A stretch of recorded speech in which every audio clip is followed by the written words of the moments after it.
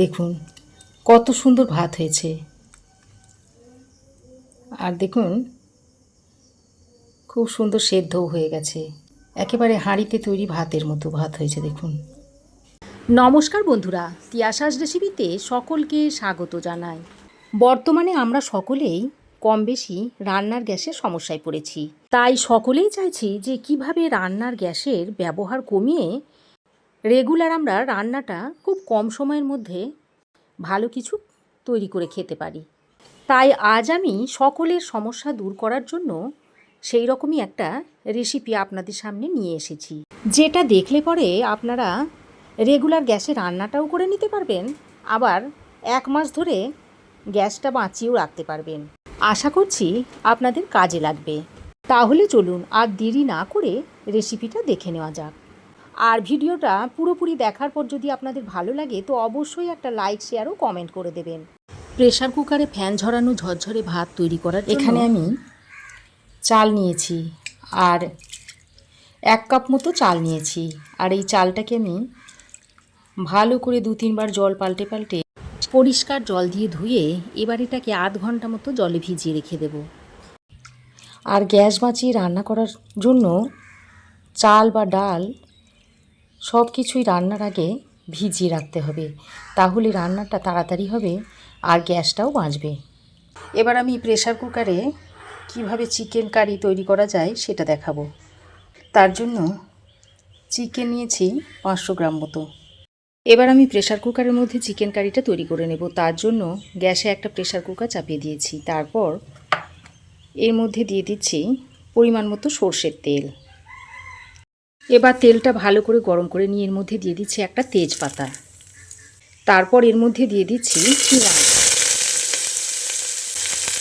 2টো medium সাইজের পেঁয়াজকে আমি সরু সরু করে কুচিয়ে নিয়েছি, সেটা এখানে দিয়ে দিচ্ছি। এবার পেঁয়াজটা যাতে খুব তাড়াতাড়ি নরম হয়ে যায় সেই জন্য অল্প পরিমাণ নুন দিয়ে দিচ্ছি। নুনটা দিয়ে পেঁয়াজের সঙ্গে মিশিয়ে নিচ্ছি।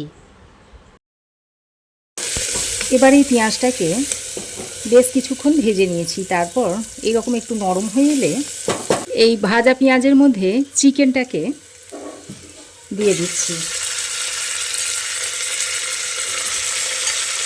চিকেনটাকে দিয়ে পেঁয়াজের সঙ্গে আরও কিছুক্ষণ একটু ভেজে নিতে হবে। এবার চিকেনটাকে একটু ভাজা ভাজা করে নিয়ে এর মধ্যে দিয়ে দিচ্ছি 1/2 চামচ পরিমাণ হলুদ গুঁড়ো, 1/2 চামচের থেকে একটু কম দিয়ে দিচ্ছি ঝাল লঙ্কার গুঁড়ো, রঙের জন্য দিয়ে দিচ্ছি 1/2 চামচ মতো কাশ্মীরি লঙ্কার গুঁড়ো, জিরে গুঁড়ো দিয়ে দিচ্ছি 1/2 চামচ, আর ধনে গুঁড়ো দিয়ে দিচ্ছি 1 চামচ মতো, আর দিয়ে দিচ্ছি আদা ও রসুনের পেস্ট।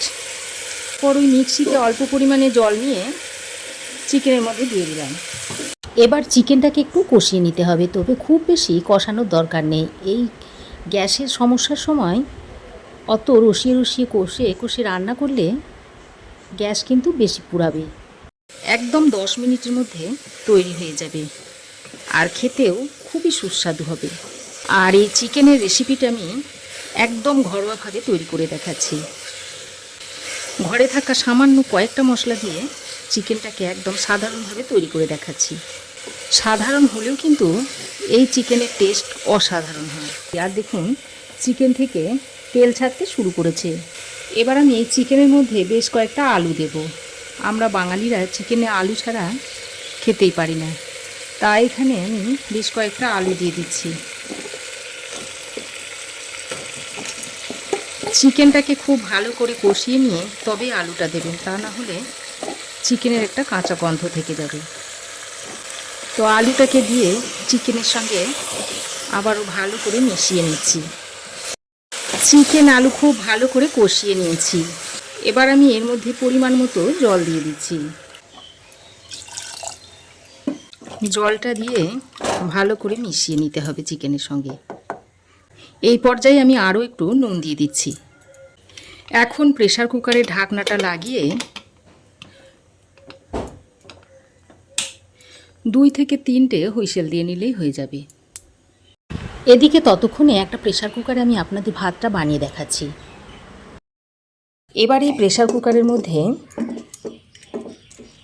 চালটা আমি ভরে নিচ্ছি।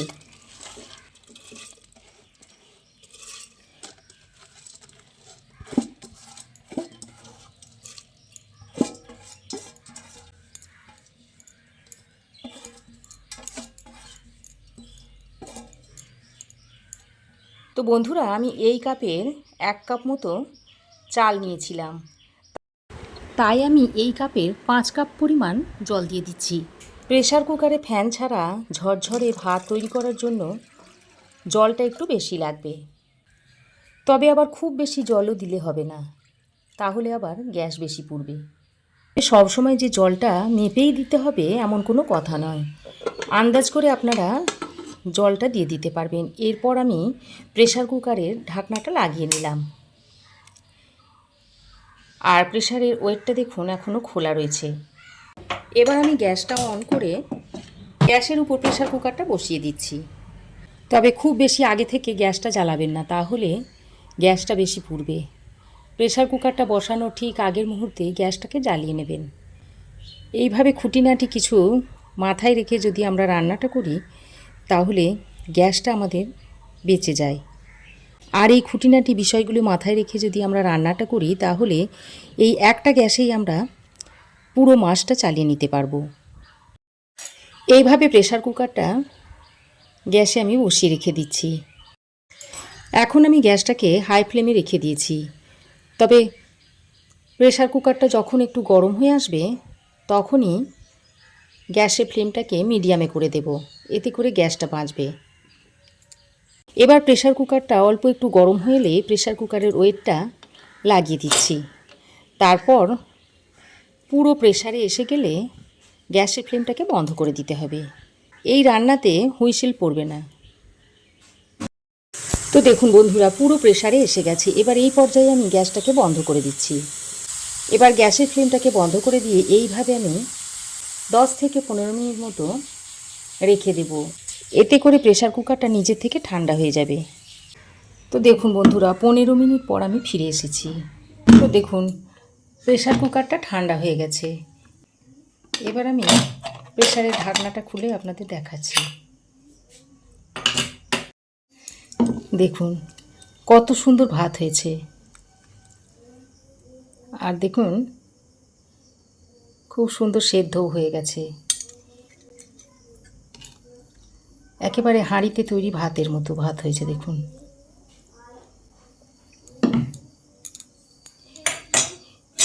এবার এই ভাতের ফ্যানটা ঝরিয়ে নেব, তার জন্য এই ঢাকনার এই গ্যাসকেটটা খুলে নিচ্ছি, আর ওয়েটটাকেও খুলে নিতে হবে। তারপর এটাকে আবারও লাগিয়ে নিচ্ছি।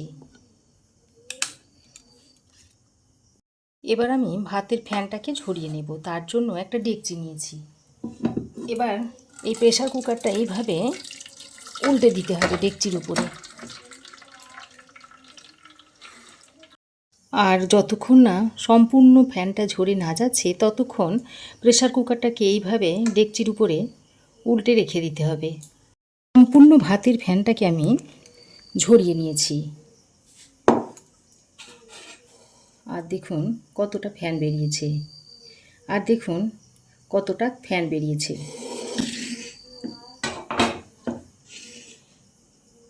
এবার আপনাদের ভাতটা খুলে দেখাচ্ছি। দেখুন কতটা ঝরঝরে হয়েছে, দেখুন ভাতটা।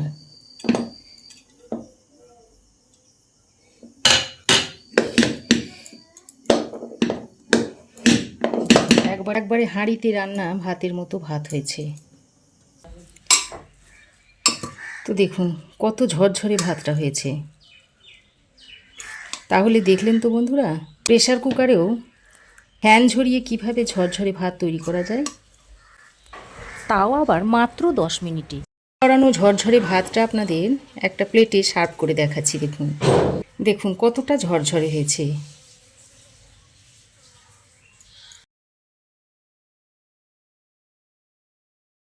একদম হাঁড়িতে তৈরি ভাতের মতো দেখতে হয়েছে, আর টেস্টটাও একদম হাঁড়িতে তৈরি ভাতের মতো হয়, আর একদম হাঁড়ির মতোই ফ্যান ঝরানো ঝরঝরে ভাত হয়েছে। তো দেখুন প্রেসার কুকারে আমি 3টে হুইসেল দিয়ে নিয়েছি। এবার প্রেসারের বাষ্পচাপটা বেরিয়ে যাবার পর ঢাকাটা খুলে নিয়েছি, আর দেখুন কালারটাও দেখুন কত সুন্দর হয়েছে। দেখে বোঝাই যাচ্ছে না যে এটা প্রেসার কুকারে তৈরি করা হয়েছে। খেতেও কিন্তু খুবই টেস্টি হয়।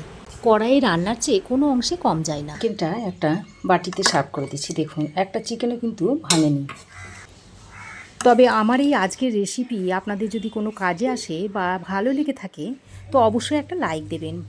পাশে থাকা বেল আইকনটা অবশ্যই প্রেস করে দেবেন। আর আমার চ্যানেলে যদি নতুন হয়ে থাকেন তো প্লিজ চ্যানেলটাকে সাবস্ক্রাইব করার অনুরোধ রইল। আজ এ পর্যন্তই। আবার দেখা হবে নতুন কোনো রেসিপি নিয়ে নেক্সট এপিসোডে। সে পর্যন্ত ভালো থাকবেন, সুস্থ থাকবেন। ধন্যবাদ।